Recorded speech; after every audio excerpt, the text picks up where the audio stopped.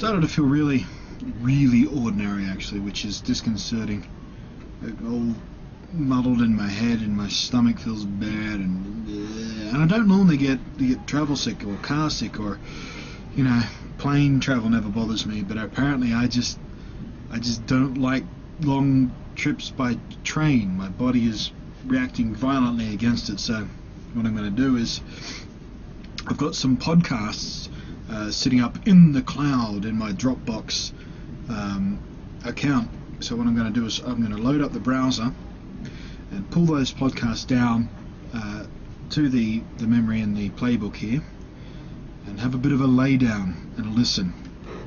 The fantastic thing about this is, because the browser is what BlackBerry like to call a uncompromised browsing experience. It means everything that works in your browser on the laptop works in this. And the other nifty little thing is you can download stuff like that from the web onto the standard file system that the Playbook features. So I can go to the downloads folder there, and there's the podcast I just downloaded, so I can load up one of those. It, you know, gives me the information about the file there. This is a third-party file system browser that I got from the marketplace, and so I can just open that.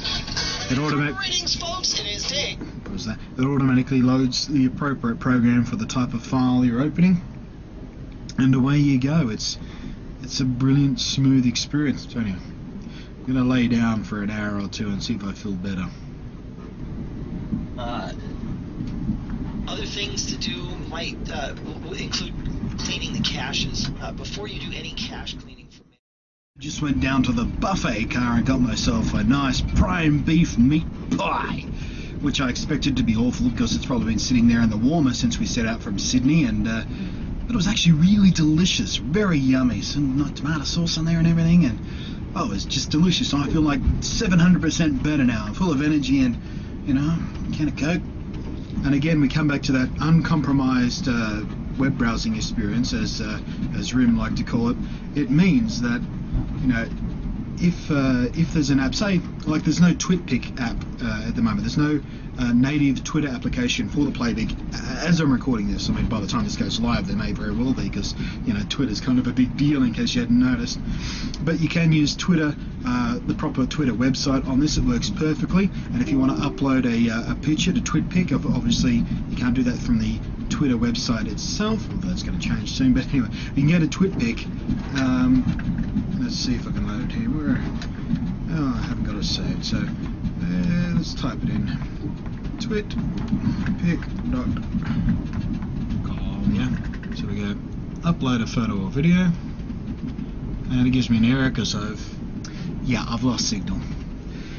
This is not going very smoothly here. This is an astonishingly poor decision to get on a train and try and do this. A train going through the country, no less, but we shall persevere. Well, looks like we're pulling into another station in the middle of nowhere, really. There's like 12 people who live in this part of the country. Who cares? Who knows? But I've just been typing up a little draft of a blog post to test out the keyboard, and it's actually really nice. I mean, because it's a 7-inch screen, you can't really sort of touch type on it, but in landscape mode you can sort of four-finger type. If you've got it sitting on the table here, you know, four-finger typing is fairly easy, or you can of course swing it around into portrait mode there, and you can thumb type, and you get a lot more room than you do thumb typing on sort of a mobile device. So that's actually a really pleasant experience. There goes the ding of email coming through on my iPhone, which means I've got signal again, which means, oh no, let's try and go back to that website, shall we? And there we go. We'll go Twitter upload. There we go. It's loading nice and normally there. And here we go. If we click on the browse button there, so it brings up the regular my file system and all my pictures there. And so if we, I don't know, what are we going to upload? That goofy looking thing there. And we'll just type in something silly and quick for Twitter, and then we hit upload, and boom, it starts uploading exactly as it would on a regular desktop client, because it acts exactly like it would on a regular desktop client. So, and bam, it's done. Well, we're on the move again. We're moving away from the station, which means I could lose signal at any moment. And there we are. There's my Twitter post, and I just hit the link to the twit pic I just posted. And there we go, my goofy face. So, it's brilliant. Now, of course, that uncompromised web browsing experience includes Flash, so sites like YouTube work as they should. What am I clicking on here? I don't know. This probably won't work because I'm on a country mobile network here. But we'll give it a go. Come on. No. See, look, I lost signal again. But the Flash works exactly as it should. So if you go to any website, if you go to, say, my blog, for example, and you see one of the Flickr slideshows that I post there from time to time from some of my photography adventures, that's Flash-based, the way the Flickr embeddable slideshow works. It's all Flash. So if I'm looking at that at another fruit-themed device, it doesn't work. So I have to provide a link in my blog to go to the not regular Flickr site so you can see it all. But if you're browsing on this, you can watch the slideshow from within the browser, as it should be.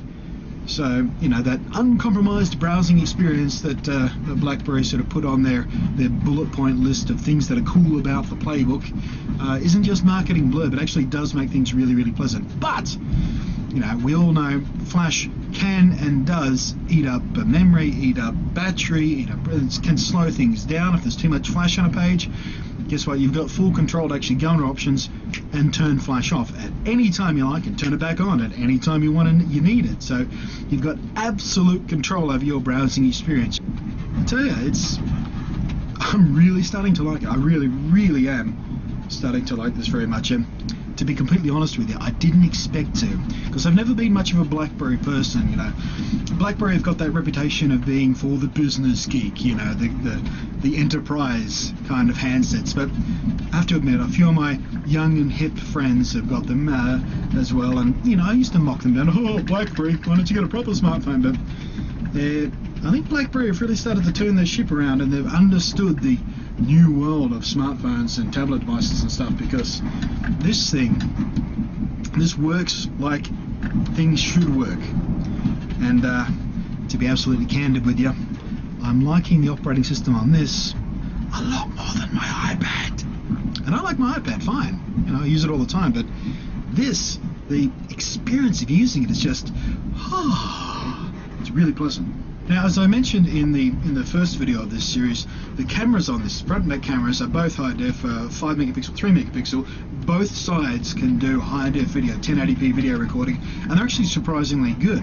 They're not going to blow your head off and go, oh my god, that's gorgeous, spectacular, my eyeballs are melting, that picture is so awesome. But they're actually really decent, not spectacular, but decent, good enough for the type of things you're going to be doing with this thing anyway. Taking pictures of products for a blog post and stuff like that, or scenery when you're on a travel like this. And I've just been having a bit of a play around with it too, outside the speeding train window and inside the cabin here, and taking a bit of video and taking a few shots, and it's really nice. And I've been fooling around with a couple of picture editing applications I got off the App World marketplace here, and just sort of screwing around a bit. But as far as cameras go in a tablet, these are the best ones in a tablet that I've ever come across.